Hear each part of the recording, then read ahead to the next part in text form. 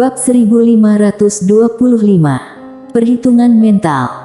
Pintu yakunan sedikit bergetar. Di dalam pintu yakunan, kilatan petir dan air mata yang tak terhitung jumlahnya.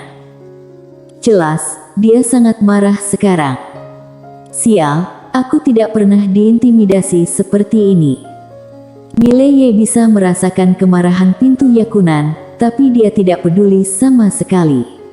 Dia menepuk pintu yakunan dengan lembut, dan misteri energi berkata, aku akan menghitung sampai 3. Dalam 3, kamu tidak dapat menghancurkan susunan darah untukku. Aku akan memanggil kakak tertuaku untuk segera memotongmu. 1. Pintu yakunan tidak menanggapi. 2. Pintu yakunan masih belum merespon. Mileye langsung membuka telapak tangannya, dan seberkas cahaya pedang muncul di tangannya, hendak memanggil seseorang. Pada saat itu, pintu yakunan tiba-tiba melayang di depan wanita itu, dan mengenai lingkaran darah itu secara langsung dan keras. Bang! Dalam sekejap mata, lingkaran darah itu bergetar hebat lalu langsung pecah.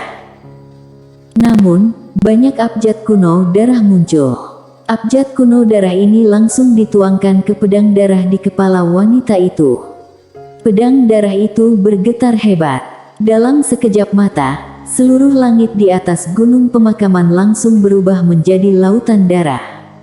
Pedang berdiri di lautan darah, dan lautan darah melonjak, seperti akhir hari, sangat mengejutkan. Melihat adegan ini, wajah Mileye menjadi bermartabat. Kekuatan yang terkandung dalam pedang ini membuatnya merasakan jantung berdebar. Hanya saja pedang ini harus seperti pintu yakunan. Pada saat itu pedang tiba-tiba jatuh langsung dari langit dan memotong pintu yakunan.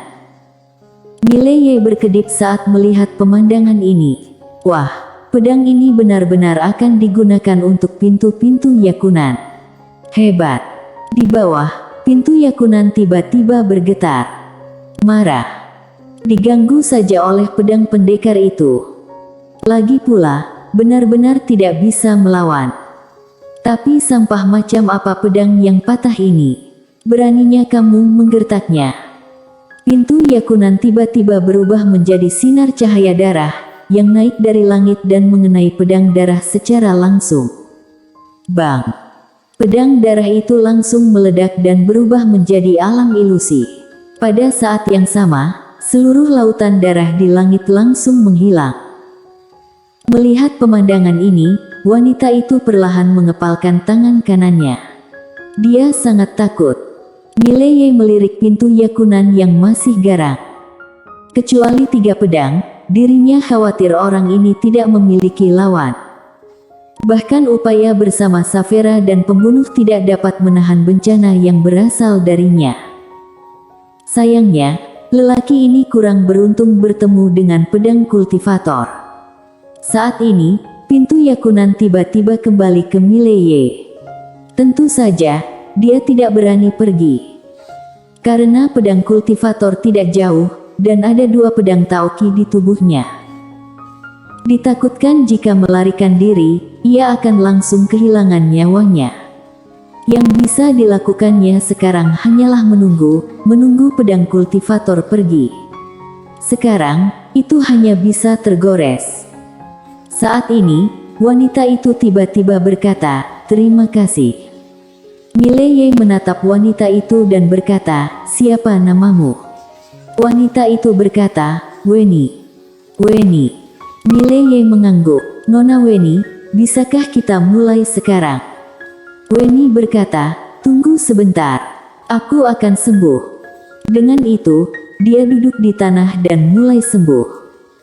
Mileye tiba-tiba membuka telapak tangannya, dan beberapa energi ungu bergegas menghampiri Weni. Weni sedikit terkejut saat melihat energi ungu, dan berkata, energi ungu ini terlalu berharga. Namun, karena itu niatmu, aku terima. Terima kasih. Dengan itu, dia langsung menyerap energi ungu. Mileye terdiam dan menemui lawannya. Sesaat kemudian, Weni hampir pulih. Dia berdiri dan memegang tangannya erat-erat. Dalam sekejap, rantai di tangannya langsung putus. Weni menarik napas dalam-dalam. Matanya tertutup perlahan. Setelah sekian lama, dia membukanya. Di dalam matanya, masih gelap dan terlihat sangat tajam.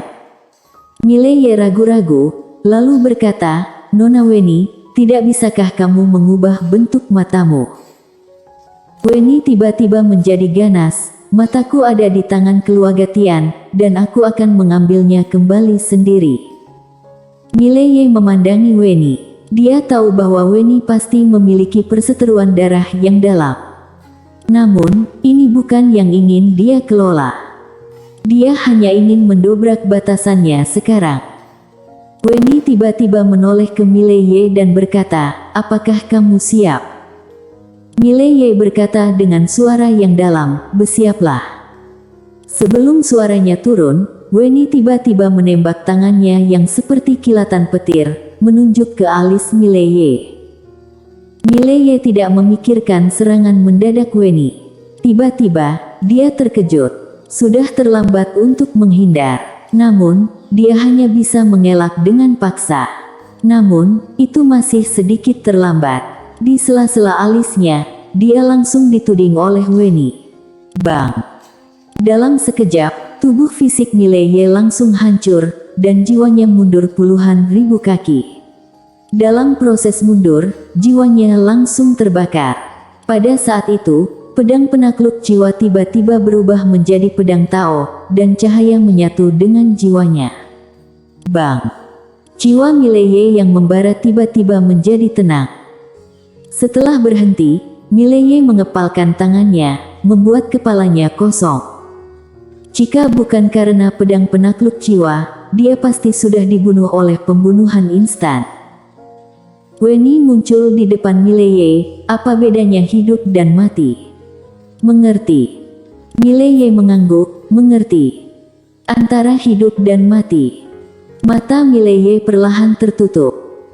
Pada saat itu, dia paling dekat dengan kematian dalam hidupnya, dan pada saat itu, dia ketakutan. Takut mati. Di dunia ini, berapa banyak orang yang bisa melakukannya tanpa takut mati? Awalnya, dia pikir dia tidak takut mati, tapi nyatanya tidak. Ketika benar menghadapi kematian, ia masih memiliki rasa takut di dalam hatinya. Mileye menertawakan dirinya sendiri. Dia bahkan ingin mati sebelumnya. Meminta kematian. Seorang pria yang takut mati harus meminta kematian. Sekarang pikirkanlah, ini benar-benar konyol. Weni tidak berbicara lagi. Dia tahu bahwa Mileye pasti punya banyak ide saat ini. Persepsi antara hidup dan mati jauh lebih baik daripada semua kerja keras. Saat ini, Mileye tiba-tiba duduk di tanah dan mulai membentuk kembali tubuhnya. Kali ini ia menggunakan energi ungu untuk membentuk kembali bodinya, karena energi ungu lebih cepat. Sekitar 1 jam kemudian, tubuh Mileye telah pulih. Melihat tubuh yang terlahir kembali, Mileye menggelengkan kepalanya dan tersenyum. Tubuh saat ini terlalu rapuh.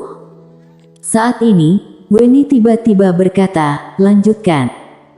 Mileye hendak mengangguk, ketika Weni tiba-tiba melesat. Kali ini, lebih cepat dari sebelumnya. Untungnya, Mileye sudah siap untuk kali ini. Pada saat Weni menembak, yang lain sudah mundur. Namun, jari Weni langsung menembus ruang hampa, lalu menyentuh alisnya. Bang! Daging Mileye runtuh lagi, dan jiwa tiba-tiba mundur dari udara. Retret ini sangat jauh, dan seluruh jiwa menjadi sangat tidak nyata, seolah-olah akan menghilang kapan saja. Bahkan, jika bukan karena pedang penakluk jiwa, jiwanya akan hilang. Weni berjalan ke Mileye dan berkata, "Sekali lagi, pedang itu tidak akan melindungi jiwamu." Dia berhenti dan berkata, "Apakah kamu berani melanjutkan?" "Berani melanjutkan." Ucapan ini membunuh hati. Mileye menarik napas dalam-dalam. "Ayo." Dengan itu, dia duduk di tanah dan terus membentuk kembali tubuhnya. Weni berdiri di tempat yang sama tanpa bicara. 1 jam kemudian, tubuh Mileye sudah pulih. Mileye berdiri. Dia menatap Weni. Weni hendak berbicara ketika Mileye tiba-tiba menusuk dengan pedang. Jurus kematian. Jangan bicara saat bertarung. Pelajaran darah. Pedang ini langsung menusuk alis Weni. Namun, begitu pedangnya ditusuk, langsung ditangkap oleh 2 jari Weni. Hampir bersamaan, ruang hampa tempat Mileye tiba-tiba terbuka. Namun, Mileye muncul 100 kaki jauhnya. Tepatnya, saat dia mencabut pedangnya, pria itu sudah mundur. Karena itu, jari Weni tidak mengenainya. Weni memegang pedang Mileye, dan dia menghadapi Mileye, sepertinya tubuh fisik patah 2 kali, yang membuatmu banyak mengerti. Mileye berkata dengan suara yang dalam, tolong minta juga saran dari Nona Weni. Weni berjalan menuju Mileye, apa yang tercepat? Mileye berkata, hati. Weni mengangguk, ya, saat kita bertarung dengan orang, tidak mungkin hanya mengandalkan respons insting saja, karena kecepatan seseorang beberapa kali lebih cepat dari respons insting, seperti aku dan kamu sebelumnya.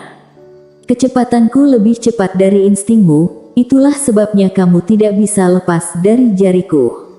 Dan kali ini, kamu bisa kabur karena kamu sudah memprediksi bahwa aku akan bertarung, jadi kamu sudah mundur sebelum aku bertarung. Mileye sedikit mengernyit dan berkata, prediksi. Weni menggelengkan kepalanya dan berkata, ini bukan hanya penilaian awal, tapi juga perhitungan mental. Mileye bingung, aritmatika mental. Weni mengangguk, bertarung itu seperti bermain catur. Saat memainkan 1 langkah, itu seperti kehilangan 1 poin. Ketika seorang pemain catur kehilangan 1 poin, dia sudah menghitung kemungkinan puluhan atau bahkan ratusan langkah berikutnya. Ini disebut perhitungan mental. Ketika kamu memainkan pedang, tidak boleh terpaku pada teknik pedang. Kita harus memikirkan lebih banyak kemungkinan. Sama seperti sekarang, ketika kamu mengeluarkan pedang itu, kamu memilih untuk segera mundur, dan kemudian melarikan diri dari pukulan fatalku. Artinya kamu sudah benar-benar memasuki level pedang hati. Mendengar ini, Mileye tiba-tiba menjadi jelas. Pada saat ini, dia memikirkan kalimat yang dikatakan pedang kultivator kepadanya, kemana hati pergi, pedang pergi. Apa itu kecepatan?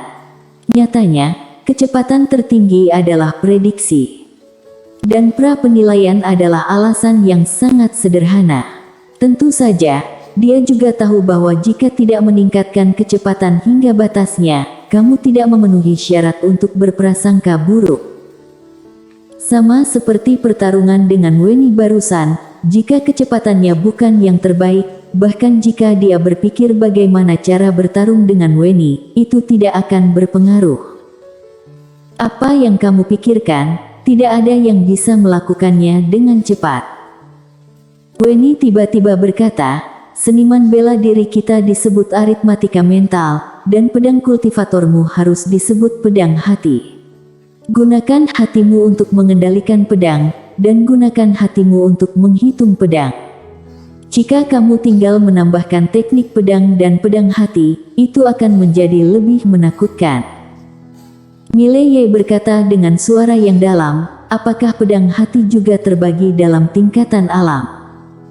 Weni mengangguk, skor. Ibarat orang bermain catur, ada yang bisa menghitung 10 jurus setelah 1 bidak dijatuhkan, ada yang bisa menghitung 100 jurus. Sederhananya, ada 3 tingkatan alam, yaitu tingkatan awal, pencapaian besar, dan akhir. Mileye berkata dengan lembut, aku sekarang dihitung sebagai tingkatan awal. Weni mengangguk, ya, namun, kamu agak istimewa. Mileye sedikit bingung, bagaimana mengatakannya. Weni berkata, karena kamu telah mencapai alam Taoisme. Bahkan, dia juga sedikit terkejut.